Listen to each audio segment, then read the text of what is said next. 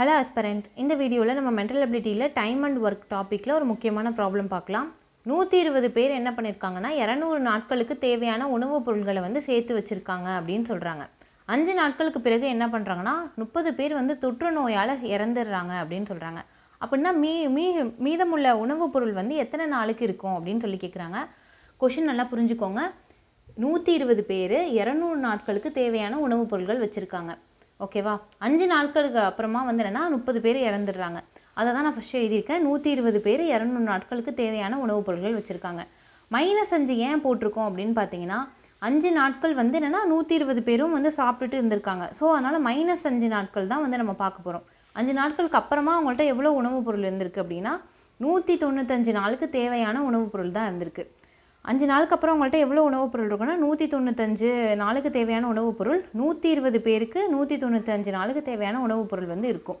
அதை எதுக்கு நம்ம ஈக்குவேட் பண்ணோம் அப்படின்னு பார்த்தீங்கன்னா 30 பேர் வந்து இறந்து போயிடுறாங்க. ஸோ 30 பேர் இறந்துட்டா 120 - 30 எவ்வளோ அப்படின்னு பார்த்தீங்கன்னா 90 பேர் தான் இருப்பாங்க. ஓகேவா? அதனால் 90 பேருக்கு வந்து எவ்வளோ நாள் இருக்கும் அப்படின்னு நம்மளுக்கு தெரியாது. அதான் நம்ம கண்டுபிடிக்கணும். அதனால் எக்ஸ் அப்படின்னு எடுத்து எழுதியிருக்கோம். அடுத்து பார்த்தீங்கன்னா எக்ஸ் இஸ் ஈக்குவல் டு என்ன வரும்? அப்படியே நம்ம குறுக்கு பெருக்கல் பண்ணிக்க வேண்டியதான். 195 × 120 டிவைடட் பையில் 90 அப்படின்னு சொல்லிட்டு வரும். இப்போ என்ன பண்ணலாம் அப்படின்னா தேவையில்லாதெல்லாம் வந்து கேன்சல் பண்ணிடலாம். இந்த 0 நான் கேன்சல் பண்ணிடுறேன்.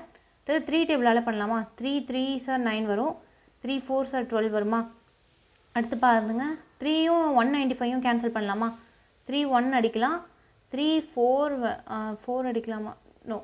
3 6 are 18 வரும். மிச்சம் 1 இருக்கும். 3 5 வந்து கேன்சல் பண்ணலாம். So X is equal to என்ன வருது அப்படின்னு பார்த்தீங்கன்னா 65 × 4 அப்படின்னு வருது. 65 × 4 என்ன வரும்? 4 5 வந்து என்ன வரும்? 20 மிச்சம் 2 இருக்கும். 4 6 என்ன வரும்னா 24 இருக்கும். மிச்சம் 2 இருக்கும். ஸோ 260 அப்படின்னு ஆன்சர் வரும். அப்போனா மிச்சம் வந்து 90 பேர். 90 பேருக்கு வந்து அது எத்தனை நாளைக்கு அந்த சாப்பாடு பொருள் ஓகேவாக இருக்கும்னா 260 நாட்களுக்கு ஓகேவாக இருக்கும் அப்படின்றது தான் ஆன்சர். ஓகேவா?